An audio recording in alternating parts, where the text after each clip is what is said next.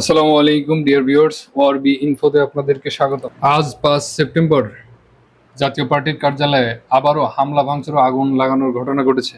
হামলার পর রাত 8টার দিকে জাপার কার্যালয়ে গিয়ে দেখা যায় আগুনে 5তলা ভবনের নিচতলার বিভিন্ন আসবাবপত্র নথিপত্র পুড়ে গেছে।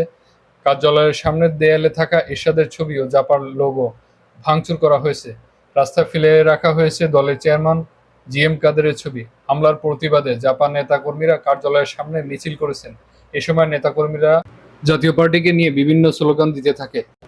এর আগে গত 29শে আগস্ট জাপা ও গণ অধিকার পরিষদের নেতাকর্মীদের মধ্যে সংঘর্ষ হয়। সেদিনও জাপার কার্যালয়ে হামলা ও ভাঙচুর করা হয়েছিল।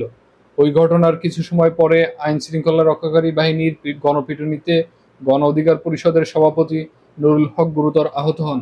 তিনি এখনো হাসপাতালে চিকিৎসাধীন। ভিউয়ার্স, সম্পূর্ণ ভিডিওটি দেখতে থাকুন, চ্যানেলটি সাবস্ক্রাইব করে আমার পাশে থাকুন, লাইক শেয়ার এবং কমেন্টের মাধ্যমে আপনার মূল্যবান মতামত জানাবেন। আল্লাহ হাফেজ।